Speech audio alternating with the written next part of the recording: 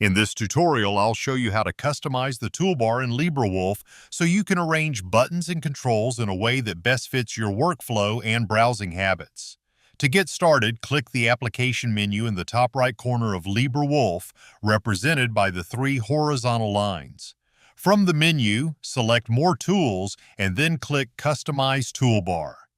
This opens LibreWolf's layout customization screen, where you can change the position of many buttons and controls throughout the browser interface. Within the customization screen, you'll see a collection of available tools and buttons.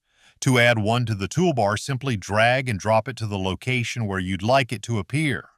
You can also drag existing buttons to new positions to better organize the browser. For example, you can move the Downloads button, History button, Extensions button, or other commonly used controls closer to the address bar for easier access. If there are buttons you don't use, you can drag them off the toolbar and place them back into the customization area to remove them from view. You can also customize the overflow menu. This is the button on the toolbar that opens a drop-down menu, allowing you to access tools and buttons that aren't directly placed on the main toolbar. Dragging items into or out of this area gives you even more control over how the interface is organized.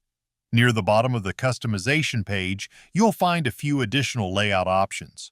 One of these is density, which controls the spacing between interface elements.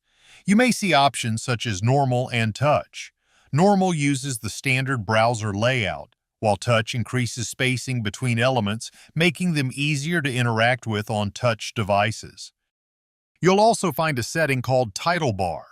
Enabling it shows the traditional operating system title bar at the top of the browser window, while disabling it gives LibreWolf a cleaner, more modern appearance. If you've made several changes and want to start over, you can click Restore Defaults to return the toolbar and layout to its original configuration. Once you're happy with your setup, click Done to save your changes. If you found this guide helpful, please leave a like, subscribe to the channel, and check out my other LibreWolf tutorials for more tips, customization guides, and browser features explained.